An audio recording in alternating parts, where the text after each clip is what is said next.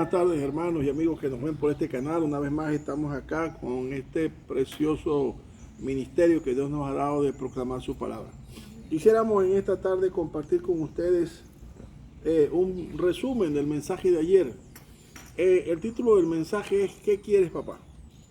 Una de las cosas que normalmente el día del padre seguramente sus hijos le van a preguntar: ¿qué quieres, papá? ¿Qué quieres que te regale? Eso normalmente comienza del miércoles para adelante. ¿Qué quieres que te regale? ¿Qué quieres para el domingo? Entonces, bueno, a veces cada quien según su capacidad dirá, bueno, un almuerzo, una corbata, o qué sé yo, o estar juntos, o que me acompañen a la iglesia, qué sé yo. Pero hoy quisiera que considerara esta respuesta, que pudiera ser la respuesta apropiada que pudiéramos dar a nuestros hijos para este próximo domingo. En el transcurso del año hemos querido mostrar a la iglesia la importancia de la unidad de la iglesia. Dentro de esa unidad de la iglesia, entender que nosotros somos un cuerpo y que el cuerpo se necesita el uno al otro, y lo que haga un elemento del cuerpo o un miembro del cuerpo afecta, bien sea para honra o para deshonra, a todo el cuerpo. Porque eso somos. La Biblia nos enseña y Dios nos enseña que somos ¿qué? Una unidad, un cuerpo en Cristo. Pero hoy quiero hablarles, de medio de esta unidad, aquel que emana todo, que emana el modelo que Dios quiere que se forme en cada hogar. Y voy a hablar del Padre. Y como padre quiero hablarles en esta tarde y compartir parte de lo que ha sido mi propia vida. Sabe que una de las cosas que más tenemos en nuestra sociedad es la ausencia de los padres. Algunos hijos ven los padres por alguna cuestión, un arreglo legal, lo ven algunas veces en el año.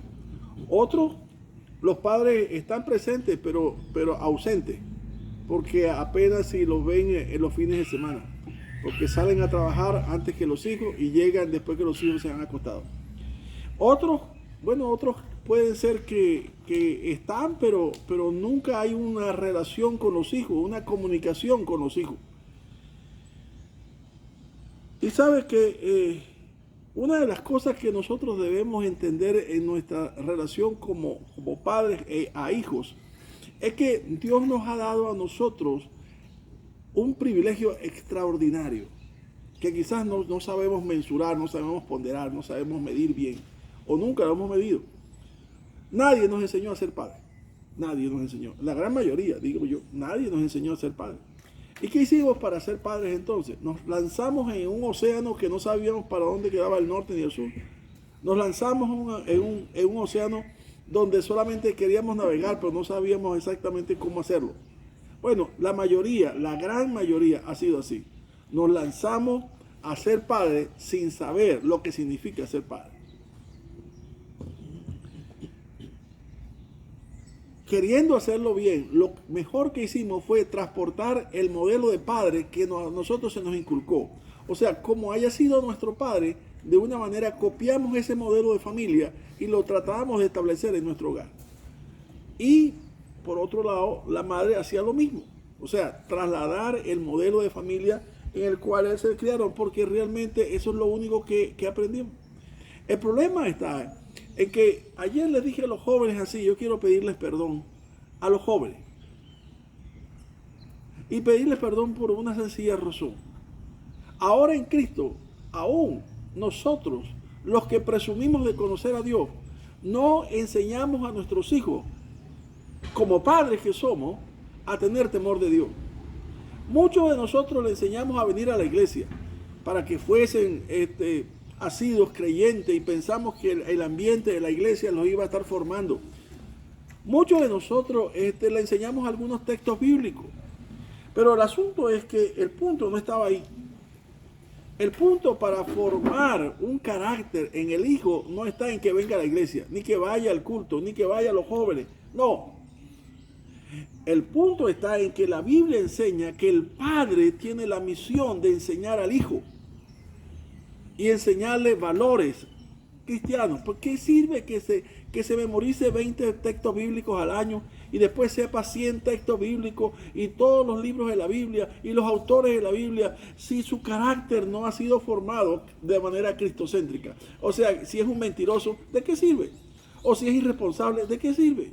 Todo ese conocimiento no sirve de nada. Es simplemente conocimiento, pero no hay la formación de un carácter. Y el problema está ahí, en que nos conformamos con eso y hoy día vemos que muchos de nuestros jóvenes tienen al Señor en su boca, pero no en su corazón. En la iglesia tienen una conducta que se ve muy bella, pero mire la foto de ellos en Instagram, para que se vea qué gran diferencia. No parecen que fueran unos cristianos, no parecen que fueran santos, sino gente común. ¿Dónde estuvo la falla?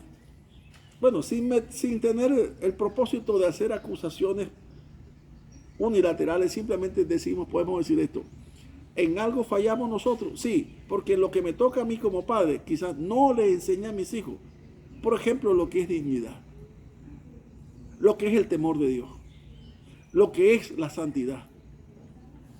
¿Me entiendes? No, y es que la iglesia tampoco lo iba a hacer porque el niño se forma en el hogar. Y el padre es el que tiene la responsabilidad, lo dije ayer muy claramente. Madre, póngase al margen, porque la palabra de Dios le fue legada al papá para que le enseñe a los hijos. Usted lo que tiene que hacer es, como buena ayuda, es motivarle a él que no se le olvide, que tiene que enseñar, es él que tiene la función. Y digo esto como lo dije ayer, valoro grandemente el trabajo de las damas, valoro el trabajo que ellas hacen, porque ante la ausencia del padre, ellos toman un rol protagónico y es que no le queda de otra. Y gloria a Dios por las damas, por las esposas, porque ellas asumen un rol. Pero la verdad, bíblicamente, no les fue dado ese rol, sino que las circunstancias las obligan a asumir el rol. Pero jamás será igual que el papá enseñe a que mamá enseñe. Jamás. Así que hoy día podemos también entender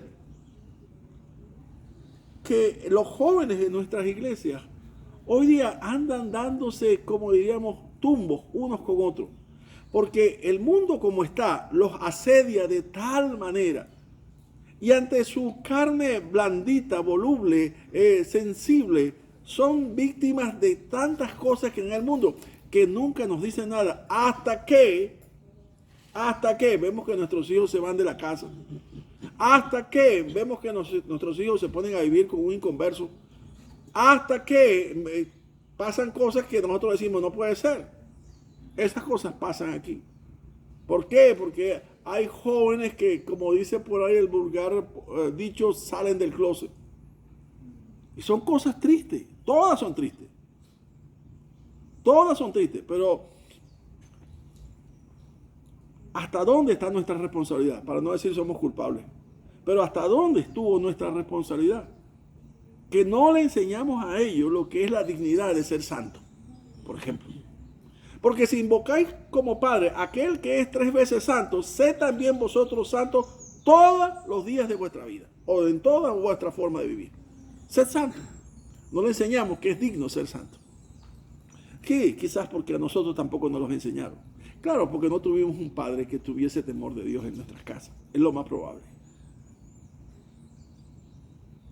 Hemos visto que hay hombres que son temerosos de Dios.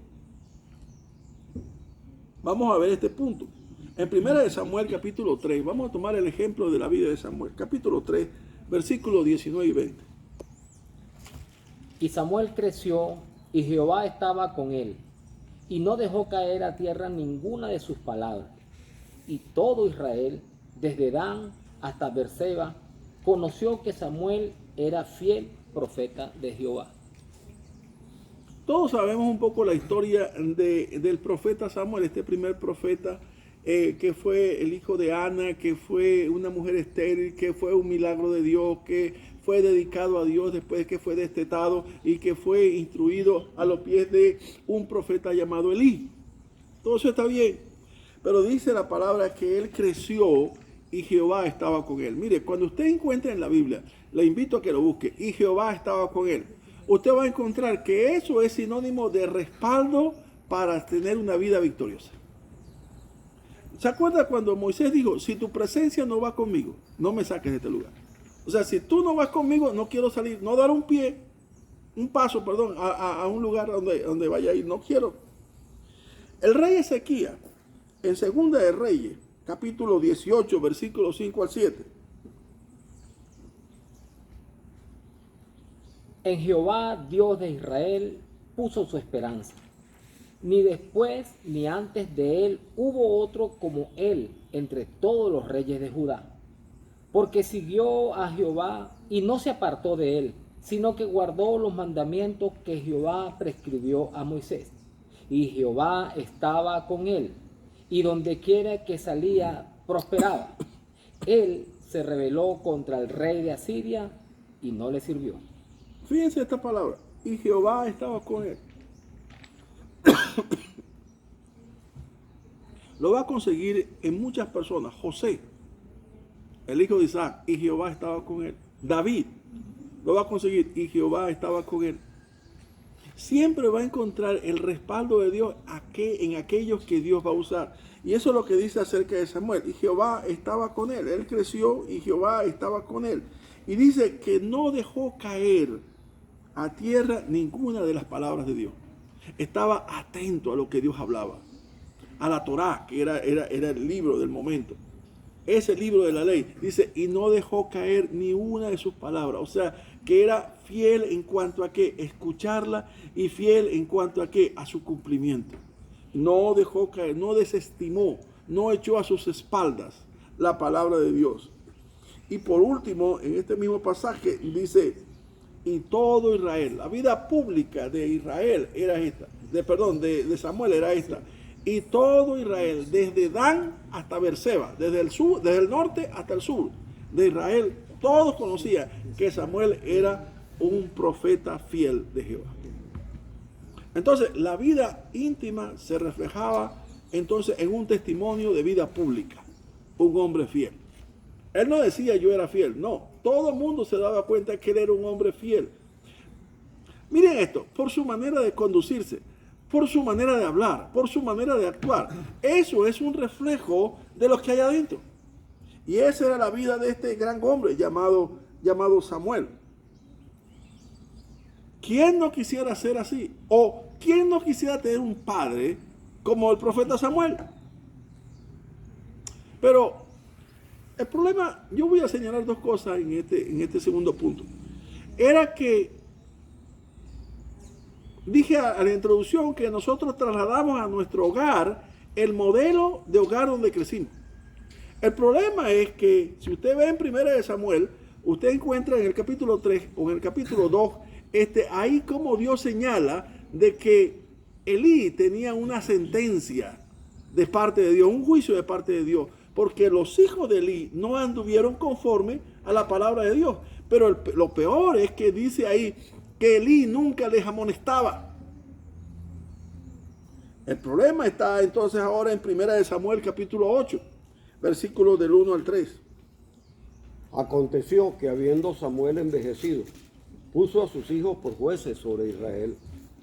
Y el nombre de su hijo primogénito fue Joel, y el nombre del segundo Abías, y eran jueces en Berseba. Pero no anduvieron los hijos por los caminos de su padre. Antes se volvieron tras la avaricia, dejándose sobornar y permitiendo el derecho. ¿Qué pasó ahí? ¿Qué pasó si este hombre era un hombre fiel? ¿Qué pasó aguas adentro, como dice, o aguas arriba? En el sentido de la casa, del hogar. ¿Qué pasó con Samuel? Porque dice que hacia afuera, aguas abajo, todo el mundo se daba cuenta que era un profeta fiel de Dios. A veces uno es fácil o rápido en juzgar la conducta de alguien. Pero el asunto es que la gente le dijo a Samuel, mira, sabemos que tú has sido un hombre fiel. Pero la verdad es que tus hijos no andan conforme a ti. Tus hijos andan en avaricia porque metían el tridente de 3 uñas en la ofrenda de la gente y sacaban más de lo que debían. y no lo sacaban cuando la ley enseñaba que debían hacerlo. En fin, abusaban de las doncellas, hacían cualquier cantidad de cosas indebidas. El profeta de Dios, ¿qué falló ahí? ¿En qué falló? A veces nos toca a nosotros hacer juicio aquí, pero no sabemos realmente en qué pudo haber fallado. Porque dice que el profeta Samuel fue fiel, pero sus hijos no anduvieron conforme a él. Y ahí es donde yo digo hoy día que pueden haber hombres de Dios. ¿Y por qué los hijos de los hombres de Dios que han demostrado que son hombres fieles a Dios, sus hijos no andan conforme al modelo de sus padres? Le voy a decir porque una de las cosas que más nos pecha a nosotros es no tocar a nuestros hijos personalmente. O sea, no sentarse uno con uno, cara con cara, ojo con ojo y hablarles acerca del temor de Dios. No hay cosa más deleitosa sentarse a la mesa y ver que su papá le está hablando. Cualquiera sea el modelo que usted tenga en su casa, cuando papá habla, habla papá. O sea, está hablando la máxima autoridad de la casa. Y si mamá está al lado respaldando a papá, hay la autoridad absoluta. Está el poder ejecutivo y el poder legislativo, hablando al pueblo. Algo así. Pero algo falló ahí. Algo falló porque no se entiende por qué los hijos de Samuel anduvieron en eso. Y una de las cosas que yo les digo hoy día a los padres, miren sus hijos cómo andan. No es que si usted ama a sus hijos, no, usted amará a sus hijos, usted consentirá a sus hijos. Esa relación de padre e hijo, eso no se va a romper nunca jamás. Pero realmente, delante de Dios, ¿cómo estamos? Cuando tengamos que dar cuenta a Dios como padre, ¿cómo lo hicimos? Hay una cosa que tenemos que, no le enseña a los hijos a venir a la iglesia. No le enseña a los hijos a aprender la Biblia. Enséñale a sus hijos valores, el temor de Dios. Que tomar a Dios su palabra es en serio. Que la santidad, a Dios le agrada. Que el ser honesto, que el ser veraz, que el ser manso, que el ser humilde. Todo eso son un esquema de valores que uno puede sumar para forjar un carácter que tenga temor de Dios. ¿Sabe por qué? Porque esa es la mejor vacuna que usted le puede inyectar a sus hijos. No con respecto a lo que el mundo pueda hacer en él, porque puede asediarlo. Podrá asediarlo. Podrá asediar el mundo y rodearse de todas las cosas que el mundo tiene. Sí, pero no va a caer. ¿Sabe por qué? Porque dice ahí Mateo 7:21, que esa casa de ese hijo va a estar fundada en la roca, que es la palabra de Dios. Y no va a caer. Porque tiene un carácter, la fuerza viene de adentro. ¿Se acuerda, por ejemplo, José? No era hermosa la mujer de Potifar, seguramente era una mujer hermosa.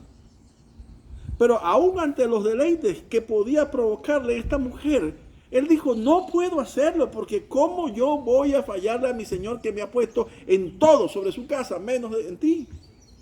Había un valor de fidelidad.